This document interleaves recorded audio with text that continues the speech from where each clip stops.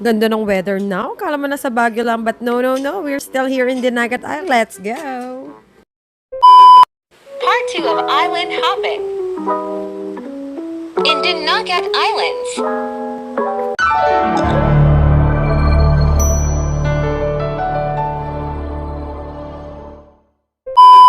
Second day.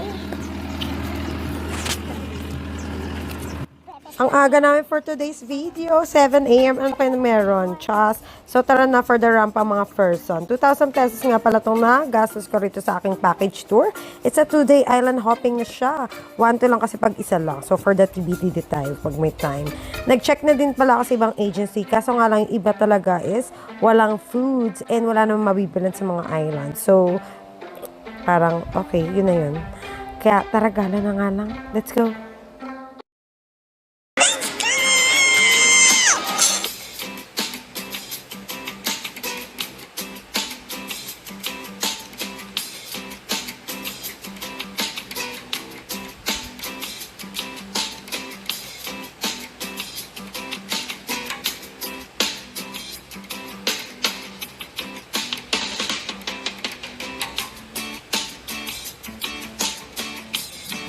So, 1.5 per overnight.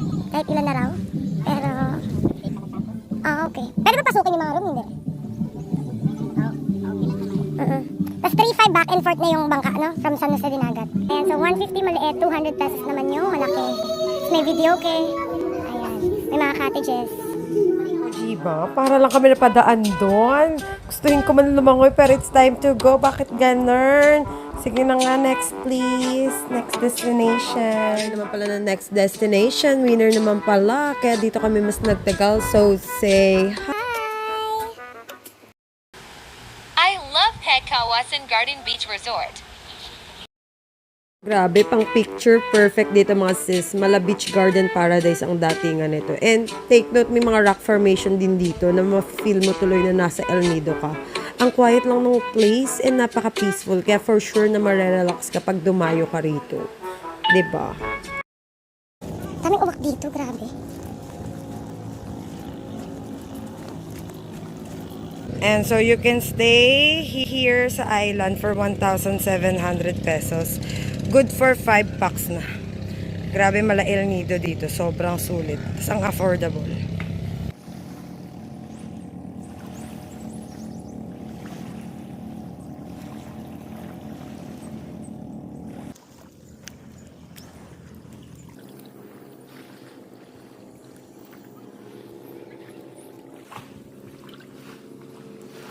Let's go! Say hi! After days namin.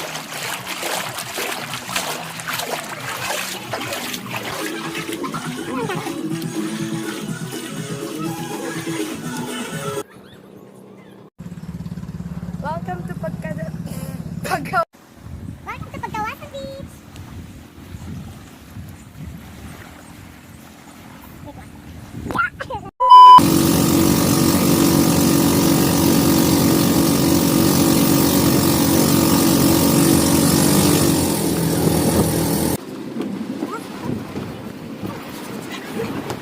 Welcome to Duyon! Say hi!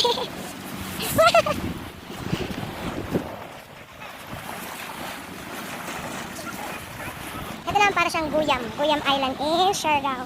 May mga kamukha yung mga ano dito. Mga galaan. Welcome visitors.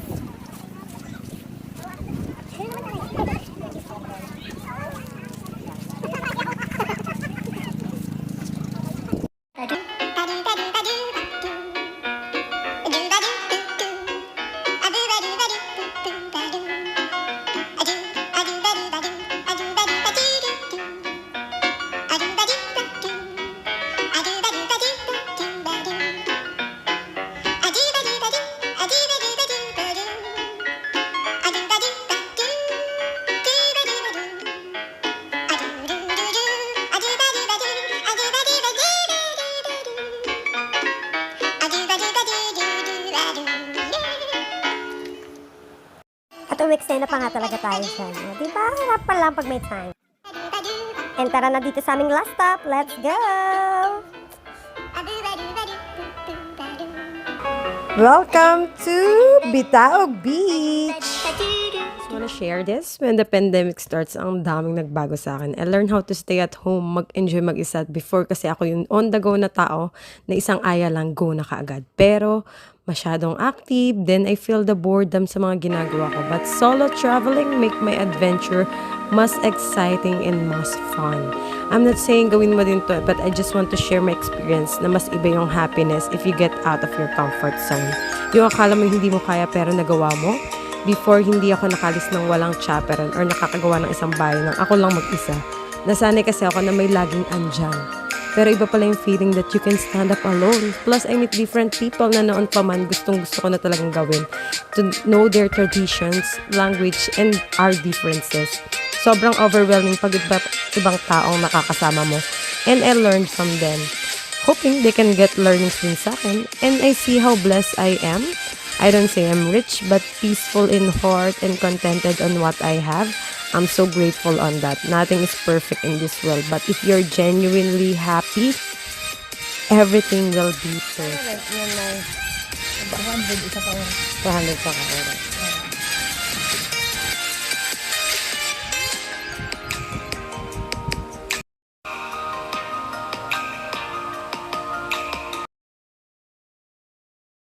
And if you want to stay overnight dito, for only 1,500 lang yung mga rooms nila. Grabe, napaka-powdery ng sand nila. Parang Boracay. O, diba bongga? Dito na rin kayo magla-lunch. Ayan na yung aming mga food dumps. And ang ganda ng view. O, diba? Talagang gaganahan kang kumain. Sarap. Sarap buhay. Char.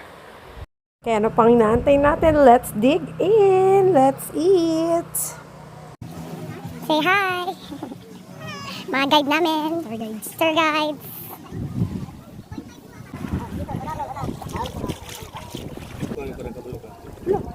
Magkano yan, kuya? Isang ganito, 500. Di ba makapili ng kuha ng 10? Oh, mga ganun lang. Parang tikim-tikim lang. Kain to. Ano lang,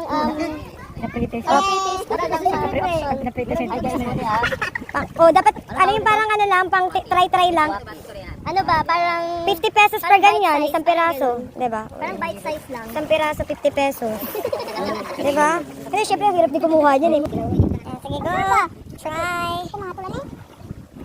Try! Go, try! Go! Sige, go on! Ah, kamusta lasa? May limo na mo, boss, pero nagkuha kayo. Natapos yung tour namin, kaya sobrang biting kaming tatlong may iwan. Anyway, look at Dinagat Islands. Para siyang floating Baguio ang dating, o diba? By feedback on my experience is, I understand na pauwi na ibang kasama namin, which is travelers sila from Mindanao. But our agency should put us in other group. They should check our schedule, especially yung dalawang nakilala ko na first day tour pa lang nila, tas sobrang bitin na kaagad. Anyhow, enjoy pa din. And may palantor naman daw sila. So check that out sa last part ng aking vlog here in Dinagat Islands. Thank you for watching. Bye-bye. 5 o'clock.